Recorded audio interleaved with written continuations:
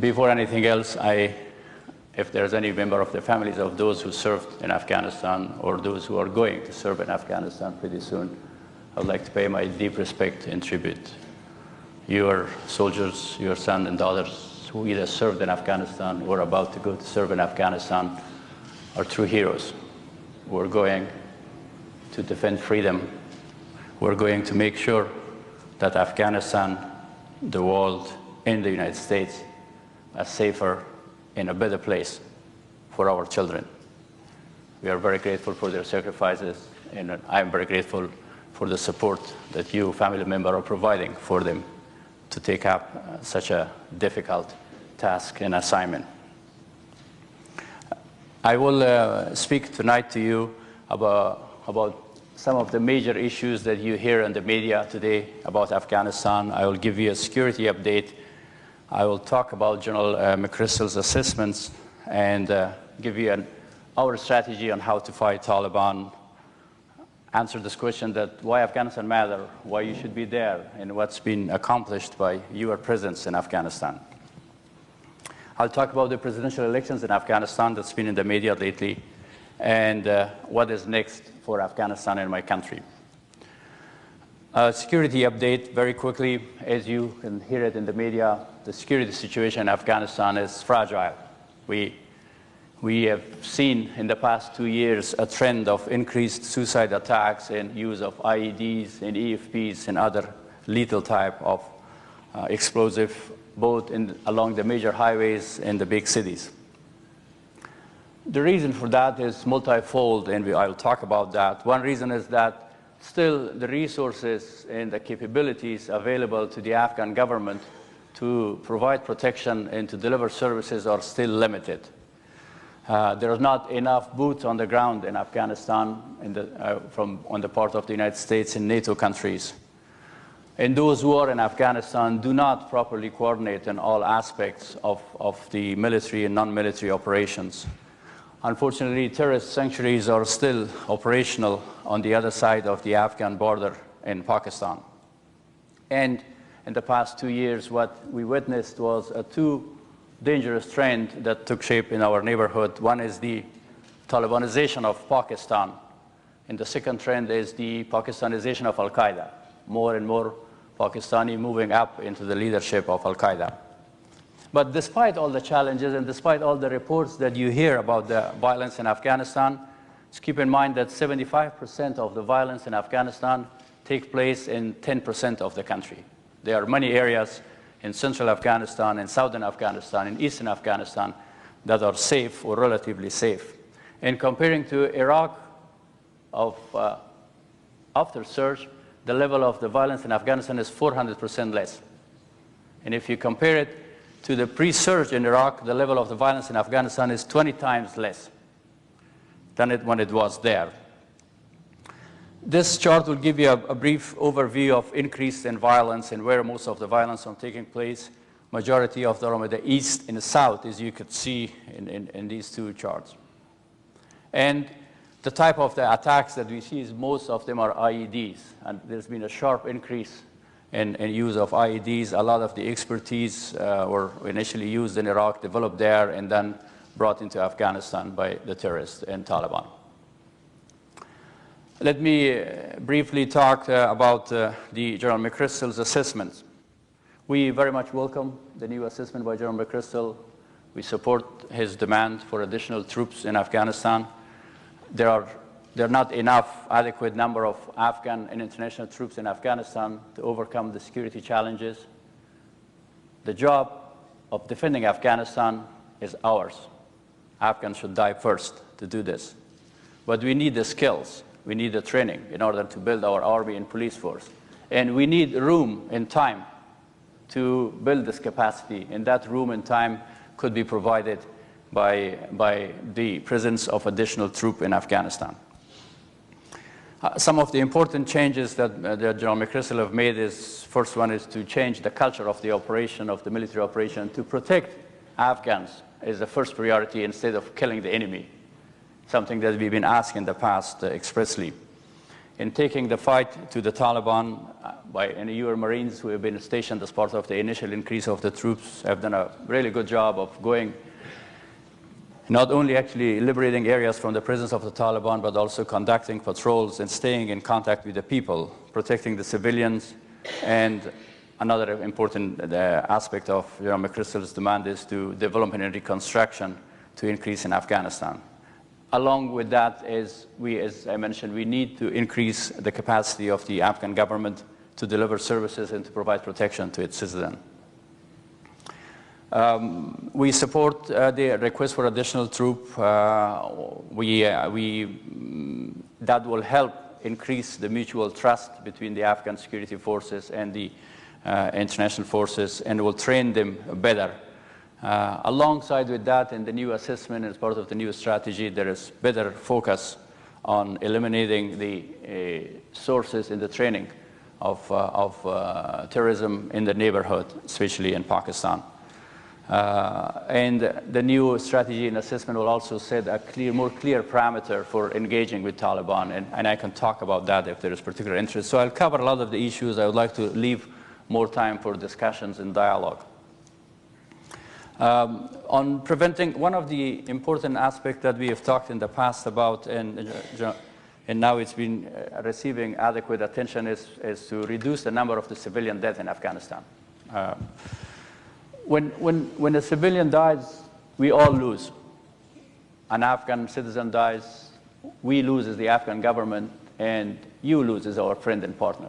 The only party that wins are the terrorists in the Taliban with their propaganda. So every precaution should be taken to make sure that the number of the civilian deaths is reduced. In the past, the first priority was to kill the enemy. Now the first priority is to protect the civilians. So we very much welcome this change of strategy. And the reason that the civilians are dying is because the terrorists are purposely hiding among the civilians. So if there is a wedding, they will come in and shoot from that wedding party on a passing patrol. But we are operating from a different moral platform. We cannot just justify it because they hide themselves among the civilians and they shoot at us than to take them. And especially if we have additional troops and if we have better equipment for our troops, there is no need to rely on high-altitude bombing. You can do a lot more surgical commando operation to go into the troubled area and actually extract and arrest the bad guys, which has also a lot more intelligence value instead of eliminating them on the ground. And as I mentioned, majority of the civilian being killed is first and foremost by the terrorists. Roadside bombing, suicide bombing, they put bomb in clinics, in schools, and in many, many other areas. But still, more precaution, more measures should be taken to reduce that number further. The way to prevent the civilian death is one is surgical operation, more commando operation, more reliance on more human intelligence. And that's also relevant when we talk about, I'll talk about that when we talk relying on more on drone and cruise missiles to fight Al-Qaeda. If there is no human intelligence on the ground, it's very difficult to fight a brutal enemy like Al-Qaeda by just through remote controls. More rapid response units, particularly on the part of the NATO. There is a shortage of helicopters. You've been asking them actually to come up with better equipments for the NATO troops to be more mobile. And also, on the long run, one way of reducing the civilian death or reducing the burden of civilian death on international partners is to build the Afghan Air Force and Air Force capabilities so that these operations are carried by Afghans. And if there is a mistake, then we will be responsible for it and blamed for it. And if it happens, some of your generals have done it very well. It's much better to say, sorry, we regret the life of civilian, instead of insisting on some procedure and manuals and other. And it's been extremely effective when it's been used in the past to go to the locale, to go to the village and said, we regret the life of the civilians. The overall fighting strategy that takes place in Afghanistan is not very different from any counterinsurgency fighting. It's to shape and clear the areas from the presence of the enemy. And it's very important to sequence these operations properly, before the operation starts, to make sure that the schools and clinics and others are ready to be operational. And to hold, that's the most important part of the operation, is to hold, is when your soldiers are going into different parts of Afghanistan, especially US soldiers in the south or other areas, they really are very, very successful in conducting the operation. What's difficult is then to hold the area on the long run, which requires clinic, school, police, governance, and all the measures that provide social services to the Afghan people. This is the area that we are still working on. It's going to be a long term, and it's not going to happen overnight. It's building a capable, for instance, judiciary system. You have to start all the way from law school, even before law school. In order to have a quality law school, you need better schools. And from law school, you have better judges or prosecutors. This is the most important part that requires more time. More and more, there's a willingness to not only, the slogan used to be Afghan face, that's not enough. It should be Afghan hand, in fact, to do this job and to take this responsibility. Another issue that's been discussed widely in the media is to split the Taliban from Al-Qaeda and to fight Al-Qaeda through cruise missiles and drones. And to limit the nature of the operation into a counter-terrorist operation. I personally think it will be very difficult to carry this kind of operation. First, and second, it will be highly difficult to succeed on it, because all we have to do is we should look at the history. When U.S. Embassies were bombed in Kenya and Tanzania in 1998, and then U.S.'s coal was attacked by the terrorists, similar measures were prescribed, and some of the terrorist bases were bombed by cruise missiles. But the result was that the Al-Qaeda and Taliban even become more closer together. There is, especially in today's, although the capabilities of striking the enemy today has improved a lot, especially with the drone technology, but still there is no substitute for proper human intelligence and having a presence on the ground. And in the case of Afghanistan, we all know it's not just the presence of Al-Qaeda and Taliban that we are asking your presence. We are living in a difficult, predatory neighborhood. There are at least two of our neighbors, either with nuclear capabilities or nuclear ambitions. So it is in a region of the world that will require your attention. And of course, especially now that it's perceived that we are not winning together, you and I, then how can we try to split Taliban and Al-Qaeda while they are perceived to be winning and we are perceived to be losing? How can we impose our strategy if we are not winning? So we can do this. We can talk to the Taliban. We can split the Taliban from Al-Qaeda if we are in the position of strength. As long as we are in the position of the weakness, it is very difficult. And the psychological impact of U.S. withdrawal will be really large in the region. It will further embolden the terrorists and the extremists in the region. A quick snapshot of the Afghan security forces. Your soldiers, your sons and daughters are not the only one fighting in Afghanistan, but although they are doing most of the job in it, truly. Alongside your troops, there are 41 NATO countries who have military presence in Afghanistan. And our security forces are gaining gradually the strength that they need. We have 85,000 Afghan National Army troops. It's a very small number. There has been underinvestment in building the capacity of the Afghan National Army in the past 8 years. If you use any military calculations, Afghanistan, which is larger than Iraq, a lot more difficult terrain than Iraq, will need about 400,000 security forces. In Iraq, today we have 700,000 police and army. In Afghanistan, the combined forces of police and army does not even reach 200,000. So we have to catch up on that, and that's why some of the National Guard that will be going to Afghanistan will help train the Afghan security forces. And the Afghan police force is really further behind. The Afghan National Army is performing very well. They're fighting alongside your troops. These are some of the Afghan commando units that have been recently issued, also NATO equipments. They used to carry AK-47 Soviet equipments, but they are acquiring a lot more capabilities. But the police force, there was truly underinvestment in building the capacity of the police. There are some serious problems, not only with the number of the police, but also with the quality of the police all over the country.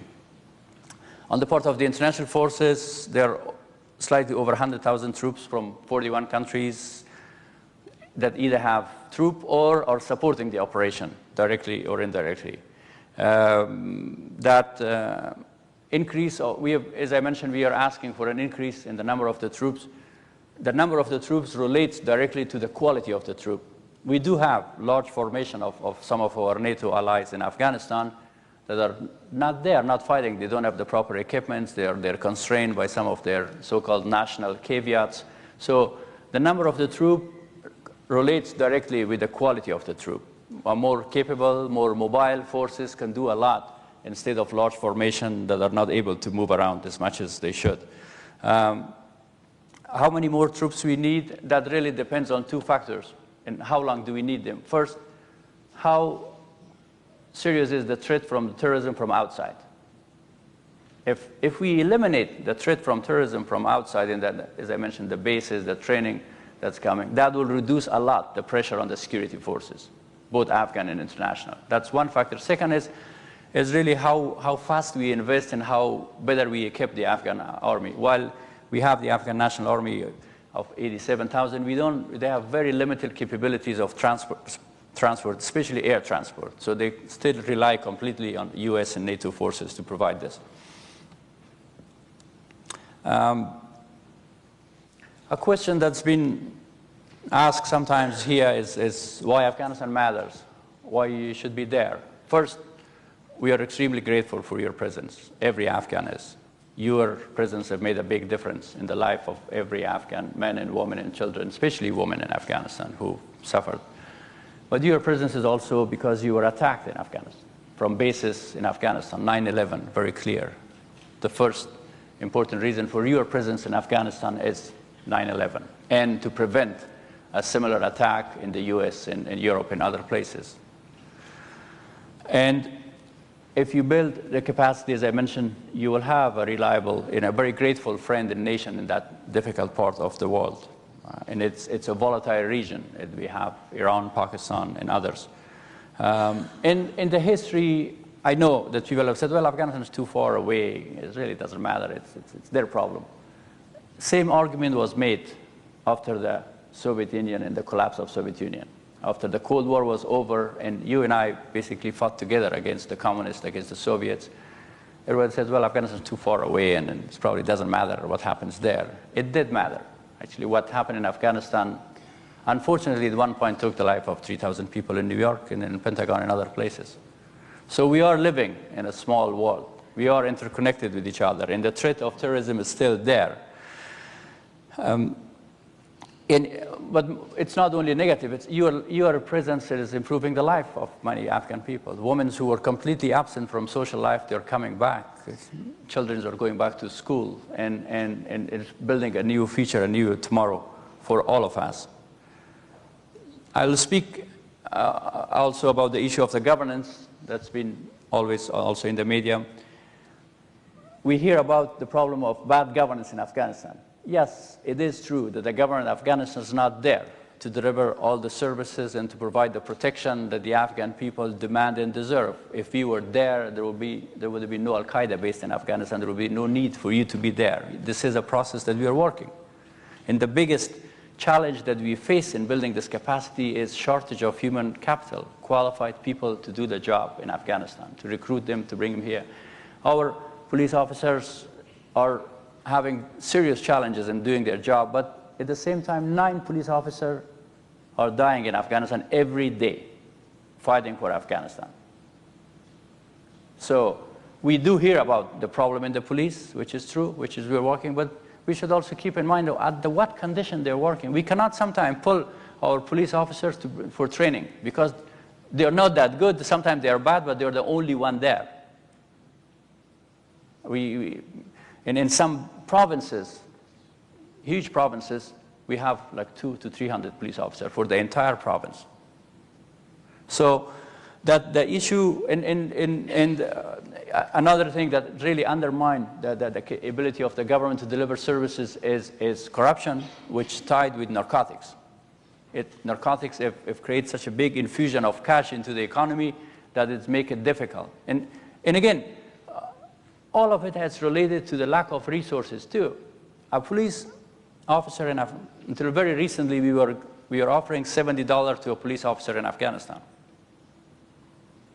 It is not an excuse for someone to be corrupt because he's not getting paid well. Well, if you are an ethical person, you will not be corrupt. You can starve. You're not gonna receive money.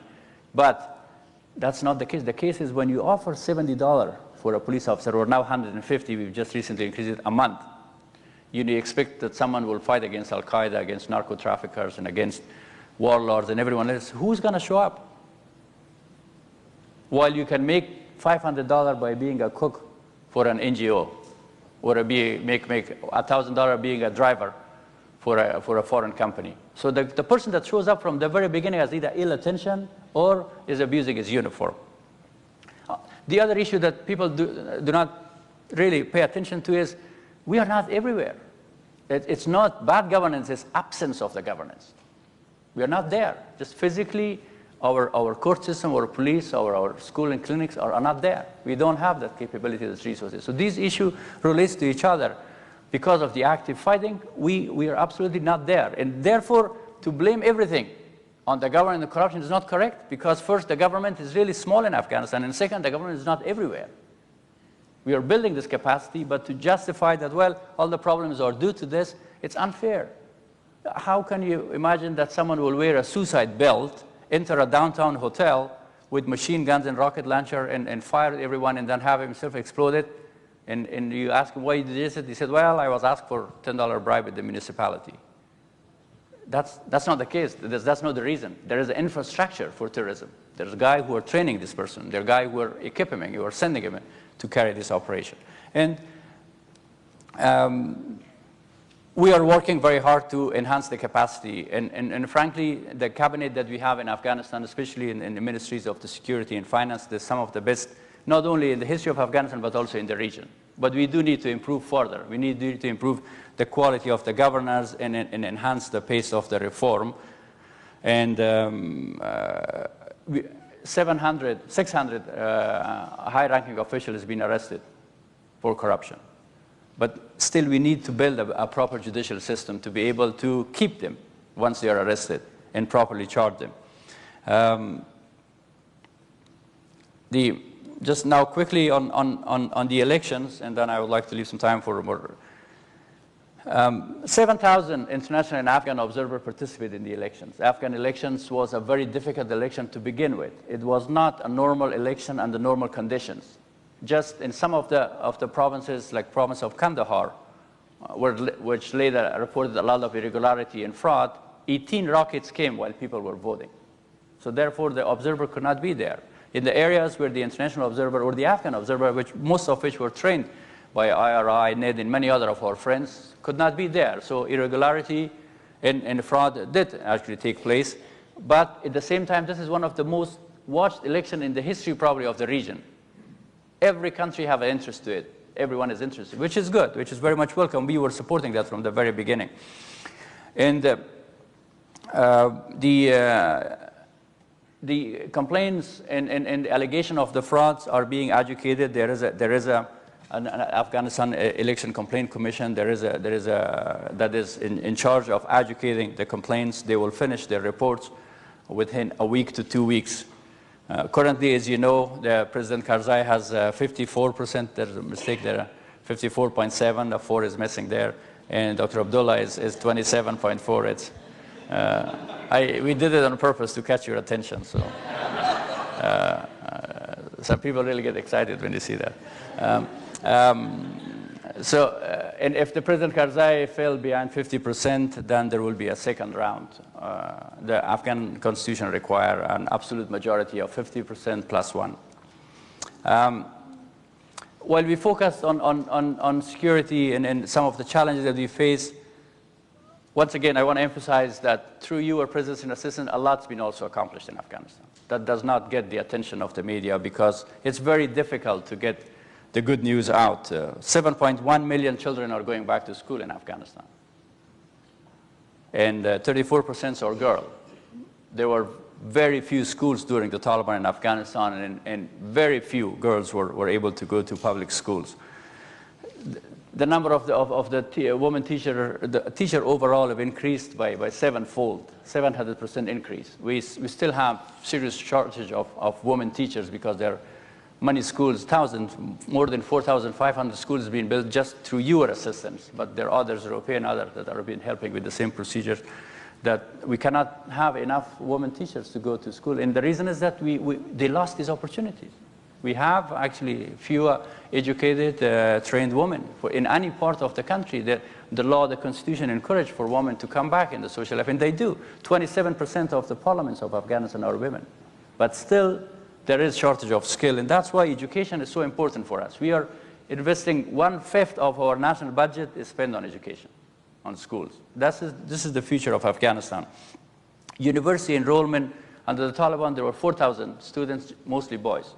Today, 86,000 students are enrolled. Just in the recent year, the new entrance exam, 45,000 students participated. And I'm so grateful to this school for allowing Afghan students to come here. I think it's a great investment to have Salim here, and I'm very much grateful for the school and for you to give us an opportunity for the Afghan new generation to get to know you better.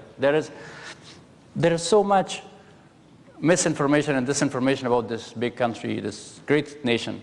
It's unbelievable. When I come here and serve as ambassador, I get to know this country better.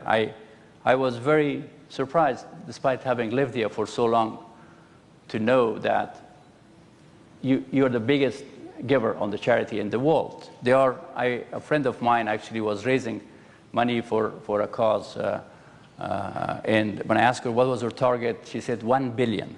$1 billion of private money raised to serve a particular type of cancer. That's only possible in this country, this sense of giving and sharing. And that's what makes this country so unique and so great. Truly, that if in Europe and other countries, well, people say, I'm paying my taxes, so the government will do this. But here, people do share. They open their homes to foreign students, open their schools and colleges. Not only that they send their children to go to difficult places, but the sense of giving. We're very grateful. And we would like people to see this, to realize this. And one way of doing it is by giving them an opportunity to come here and have an opportunity to go to school, to live with you, to see how you live and what the values are. On the same token, the women have returned to the public life in Afghanistan. Just for the parliamentary elections, 600 women competed. 27% of the parliamentarians are women, and women serve as minister, governor, ambassador. But still, it's easy to change the laws in a country, and we did this, the constitution, and provide for affirmative actions for more women to be in the social life. But the real woman empowerment comes through education and economic empowerment. Changing the law is the relatively easy part. You have to educate men and women. We have a Ministry of Women's Affairs, although I'm kind of against this ministry because my suggestion is to make a Ministry of Men's Affairs, because women are not the problem. Men's are the problem for women. So you have to make a Ministry of Men's Affairs to educate men to be more respectful of women and improve the life of women. In economic development also, the average Afghanistan had a double-digit economic growth. Some of the numbers are here, and we are just acquiring more investment in some serious area, particularly in minerals, that will make Afghanistan sustainable. A lot of this question is how Afghanistan will sustain itself. Well, Afghanistan has a lot of wealth. Afghanistan has been a crossroad of cultures and civilization. The Silk Road that connected China all the way to Greece and Siberia to India. Some of the biggest trade took place in Afghanistan or through Afghanistan. The recent copper mining contract that we signed with China is $3.4 billion. So all of these, if you develop these minerals, and if you develop the human capital, Afghanistan will easily sustain itself. This is just a chart of showing you the expansion of basic health care. The white areas where we had some basic type of clinics in 2003. Today, almost entire Afghanistan, except for Helmand province here at the south and part of the Ghor in this other area, is covered by basic package of health care in Afghanistan. The percentage of access to healthcare have increased from 9% to 81%. But it's very basic still. But majority of the Afghans were really dying from basic things like dying while giving birth. So the package that we provide is extremely basic. We didn't even focus on hospitals, just clinics and midwives and nurses. In the transition from a dictatorship of the Taliban, we have an elected president, elected parliament, constitution, women were absent from social life, they are back, school enrollment has increased. So Afghanistan is a different country, certainly, in the past 8 years. And as I start my presentation, that country and those people are really grateful for what you're doing in Afghanistan, for your assistance, for your support. And it's possible for us to be, once again, to be proud of as a nation through your partnership and support. And particularly, as I mentioned, those members of the families of the armed service who are serving, or those, more importantly, those who have lost their life. I know that 9 people from Arkansas lost their life while serving in Afghanistan. They are true heroes. They will be remembered for their services for this country and for Afghanistan and the rest of the world. I'm very grateful for your interest, and any questions, I'm at your disposal. Thank you.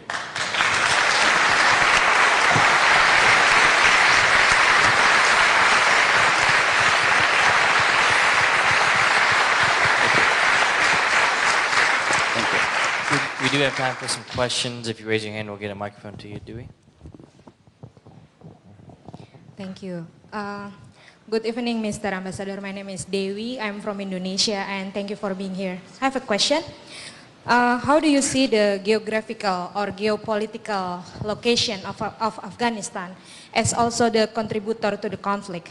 Because Afghanistan is well known from the old time. You are a Silk Road that connecting Southeast Asia to Europe and vice versa, and also West Asia to East Asia. Thank you. Thank you. Afghanistan is a country with 5,000 years of history. The location of Afghanistan has been in the past truly a blessing for the people by having the opportunity to mix different cultures, countries, and civilization. That's why hospitality and others are characteristic of the Afghans. But at the same time, in the past 30 years, our location has been also a source of difficulties and trouble for us. The Soviets invaded Afghanistan because of a bigger fight of the Cold War competition. And then when they left, when the Soviets were defeated, the Cold War ended, and then it was presumed that there's no need for Afghanistan. But then that vacuum was filled by the extremists, by terrorists and Taliban and others, who once again endangered Afghanistan and the neighborhood. Today, Afghanistan's location between China, Iran, Pakistan, and many others, it's in a very important strategic location for the Afghan people, for stability in the region, and for the rest of the world. And the future of Afghanistan is to enhance its friendly relation with everyone in the neighborhood. And that's what exactly we are doing. Despite the difficulties that we have with Pakistan, for instance, we have one of the best possible relations now with the civilian government of Pakistan. Same thing with other countries. China is investing, is coming in. So we are working very hard to benefit from the location of Afghanistan, which in the past has been a source of difficulties. Thank you. Robert here.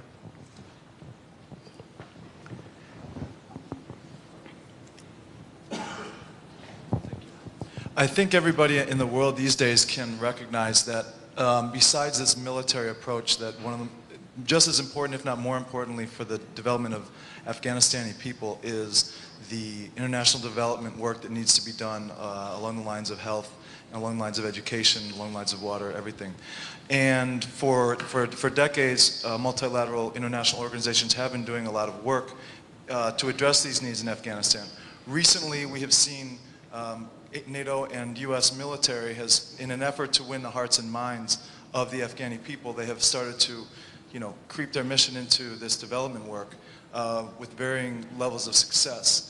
Being a humanitarian worker myself, I'm very troubled to see the recent study that has found that the rise in deaths of humanitarian workers is a direct result of this perceived link between humanitarian work and these militaries now. So my question to you is, for the betterment of your people, do you feel that this international development work should be done under the guise of militaries, or do you think it should be kept completely separate and done under the work of these international multilateral organizations? Thank you.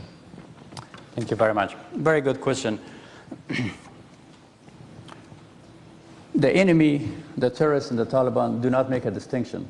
They are against prosperity and peace. So regardless if a school is built by the military or by an NGO, their response to building a school is not building a better school or a bigger school. Their response is beheading the teacher or burning the books.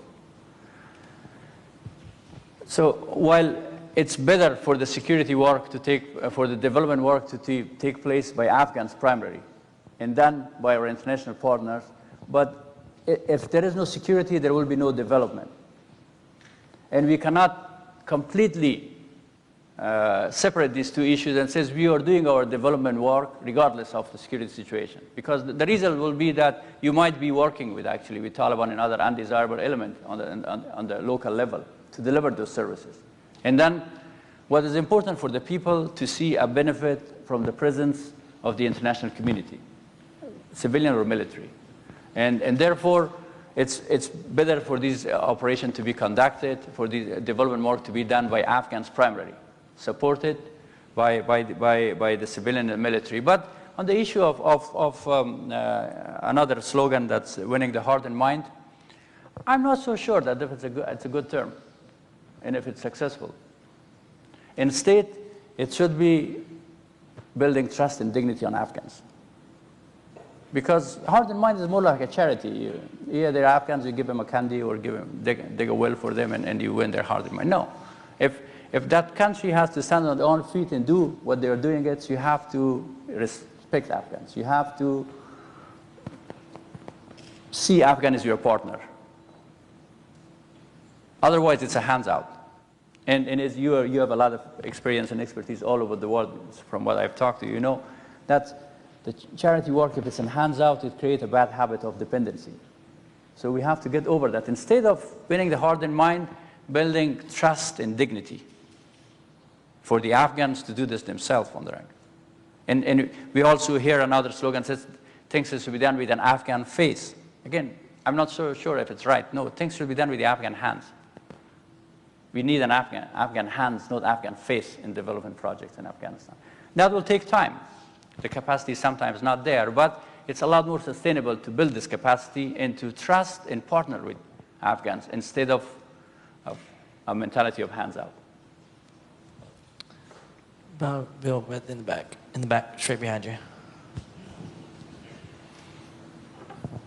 We've been there 8 years. How many more years do we need? And then number two, isn't this really a drug war? I'd like to hear your comments on those. Okay. Very good questions. You've been there with full capability only for 1 year. If you were there with full force in the past 8 years, Taliban would have been finished. You have focused your attention to other wars, attention and resources. And again, we are grateful for what you have done, but you were soldiers, you were generals, and we did what we could. We never did what we should have. So the war was under-resourced and there was under-investment. How long more you will be? I wish I could send every one of your sons and daughters back home tomorrow. As I mentioned, it's my job, my country to fight for that. I'm humbled, I'm ashamed that I cannot do this, that your soldiers should die there. But it's a common fight, it's a brutal enemy. As long as terrorism is an enemy out there, and that's not up to me to end it, we have to fight them. You have the option of leaving, but that's not what this great nation is about. So it depends how much investment is being made to build the capacity of the Afghan forces. How fast you build this capacity, that soon you can leave. Is this a war on drugs? No, it's not. No, absolutely it's not. Look, in the areas that the Afghan government and in your soldiers and in our forces are present in governing, there's no drug. There's no drug in northern Afghanistan, in central Afghanistan, in western Afghanistan. just Helmand province, where we have most of the security incidents, where 7,000 British soldiers are dying, are fighting with the Taliban, Helmand produced 60% of the narcotics. So where we are present, there is no narcotics. Where we are not, there's no government, there's no, and the international forces are not in control, then there is. So your retreat or return, it could make the matter worse for us and for the region.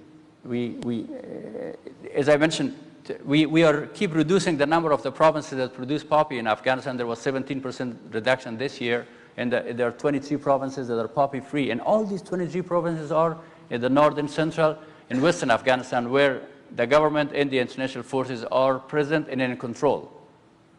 Therefore, there is a direct correlation of defeating the Taliban and the terrorists, giving a hope, a future, and tomorrow for the people in fighting and ending the narcotics. And I can talk more about the narcotics, but let me just give you a brief. The reason that we didn't this war completely is because we focused a lot on eradication, which is not the right policy, because the right policy is to provide alternative to prevent cultivation. How can you prevent cultivation is by providing alternative to the farmer and being strong on interdiction. Once the poppy is cultivated, it's too late. If you eradicate, you push the farmer into the hand of the terrorist. If you don't eradicate, the money will go to the terrorist. But there's a lot of billions of dollars were spent here from the US and other allies to eradicate.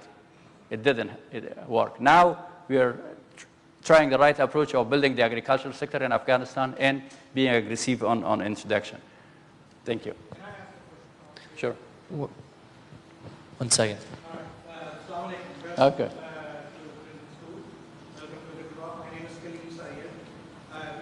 I have a two-part question. You talked about having good relationships with Pakistan. How do you build that trust and improve on that relationship when you have 4 to 5 Indian embassies, consulates along the border there, and so many troops, NATO troops there, trying to fight this terrorism? How would you build that relationship with the Pakistan government? And my second part of the question is, you talked about elections and your independent election commission. Actually, I read the Washington Post news that election commission is actually headed by the government, Mr. Karzai government. So how is that independent? Okay, thank you. Very good question. On the issue of Pakistan, the way we want to build the best possible relation with Pakistan, and we have succeeded to establish that good relation with the civilian government of Pakistan, is to make aware Pakistan that Taliban and terrorism is as much as an enemy of Pakistan as it is enemy of Afghanistan and America. There's no justification to support terrorism and extremism fearing a perceived enemy of India. Extremism and terrorism is a much more dangerous enemy of all of us. So, and the civilian government of Pakistan, especially President Zardari, being a victim of terrorism, completely understand that. We saw it in Swat, in many other areas, and we've seen it in the past with Osama, with Al-Qaeda. They thought you will just support these extremists and they will do their little jihad somewhere else. That's not how it works. They come back home. That's like charming a snake and hoping that they will just bite the neighbor. That's how it works. It will come back. So the way we want to build this relation with Pakistan is through that trust. And Indian consulate in Afghanistan, I'm glad you asked this question.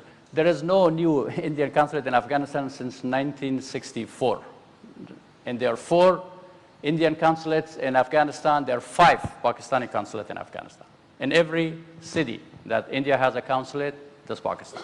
Of course, we hope that we have 20 Pakistani consulates all over the country. We hope to really increase the trade and commerce, and we hope that we have 15 or 16 Indian consulates if needed. It's not about the border. We need to trade more. We need to trust each other. I would love to see one day that the border between Afghanistan and Pakistan, you can freely travel the way you travel between Germany and in France for the commerce and trade.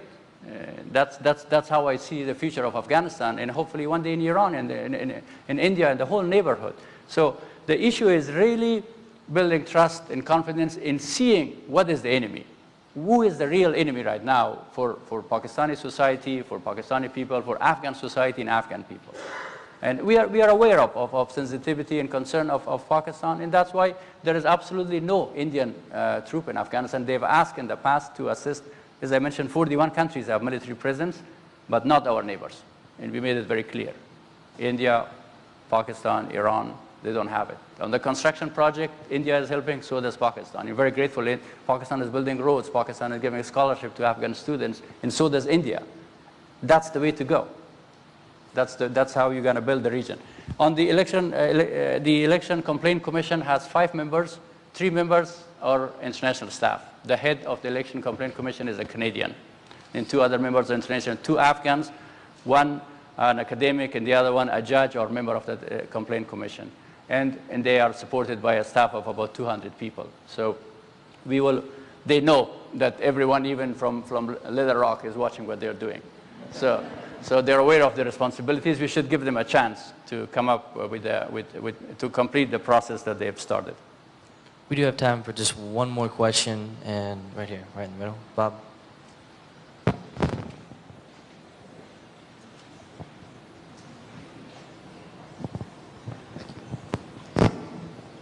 I noticed on the map that it is in the east of the country that the provinces are smaller, very, very small compared to the others. And that also seems to be where the most progress is being made and the best things are happening. What is the origin of the provincial system? What is the role of the provinces in the daily governance and the provision of this supplemental care? And is there a correlation between smaller governmental size of territories and provinces and the progress that's able to be made? Thank you. Yes, the provinces, especially in the east, are much smaller. The reason is they're more populated, one reason. First, they're more fertile. These provinces, mostly, probably you've seen it in the footage of the news, are all green, all forest.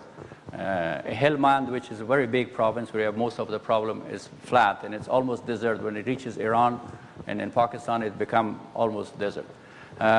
You're right. Actually, there is a direct correlation between the presence of the government. So if we divide the areas in a smaller geographic area, the government is able to be there. In some of our provinces, in Badakhshan, for instance, it takes 4 days to reach a district, and mostly on horseback. As you can imagine, if there is a security incident, if there is lack of proper governance or no schools or a bad judge, it's very difficult to keep a tap on it. This is something that we've been also looking into. We have added 2 provinces in the past 2-3 years, but this will be one way of enhancing the capacity of the government by making the geographical area a little bit smaller. That's a very good question. Ladies and gentlemen, let's thank the ambassador for being here. Thank you.